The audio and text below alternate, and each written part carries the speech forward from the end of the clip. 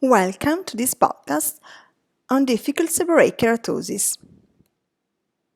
Seborrheic keratosis is typified histopathologically by the presence of anastomosing, elongated and club-shaped ridges, along with the presence of acanthosis and milia-like cysts.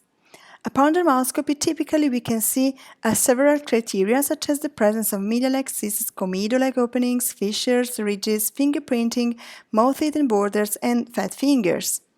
Before going to look at difficult cases, it's better to look at a typical seborrheic keratosis, and here we have an example in which we can observe all the described features.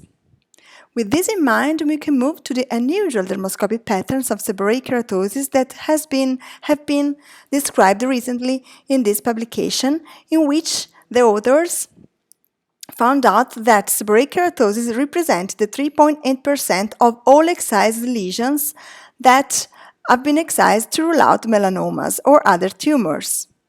And here in this panel, we can observe seborrheic keratosis that look like spitzoid lesion, keratocanthoma-like, BCC-like, or melanoma-like.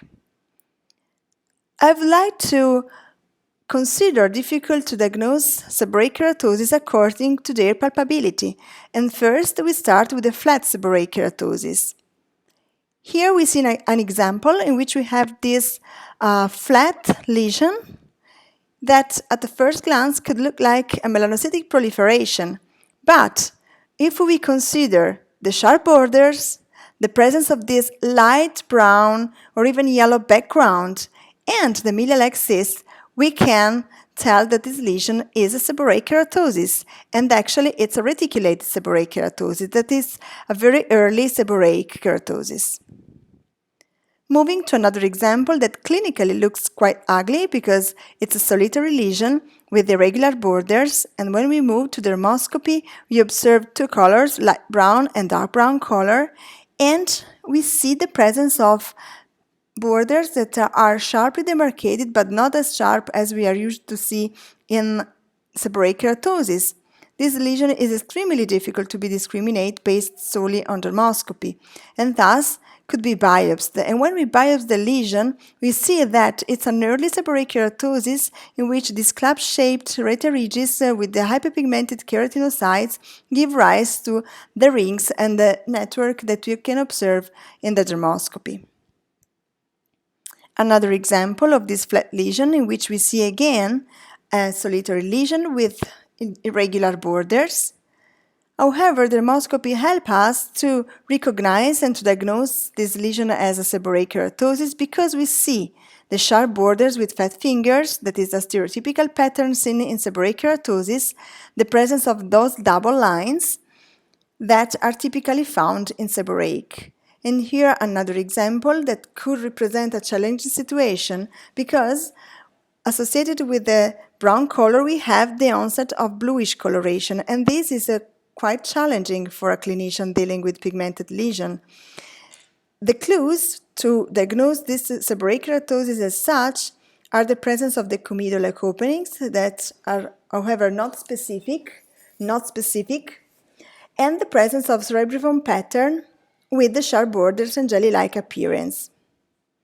Another difficult scenario is the presence of flat lesion located on the face, and this is a solitary hyperpigmented patch in the context of the forehead of a sun-damaged skin, in which dermoscopy showed brown color, even very dark brown color, and hyperpigmented hair follicles.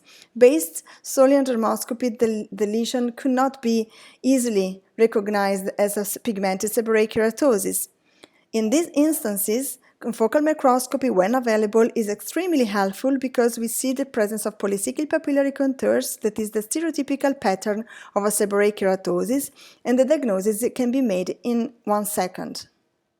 Finally, we have the palpable seborrheic keratosis, and the most challenging is this one, that is the melanoacanthoma seborrheic keratosis, in which we have hyperpigmentation, but again, the sharp borders and the whitish coloration along with the dark pigmentation help us to recognize this lesion as seborrheic keratosis. And here, conversely, we have a hyperpigmented lesion that, when we look with dermoscopy, we see white color surrounding vessels, and thus we can exclude that this lesion is, for example, a viral wart also because we do not have any split hemorrhage. And finally, we have the clonal seborrheic keratosis that are a very well-known dermoscopic pitfall. Those lesions are typified by the presence of large globular-like structures with this kind of centrid structures looking like the concentric structures observed in BCC. And here are some examples with these concentric structures looking like globules. Another example with concentric structures that resemble even a nevus, but with colors ranging from light to dark brown. Another example quite similar to the previous one.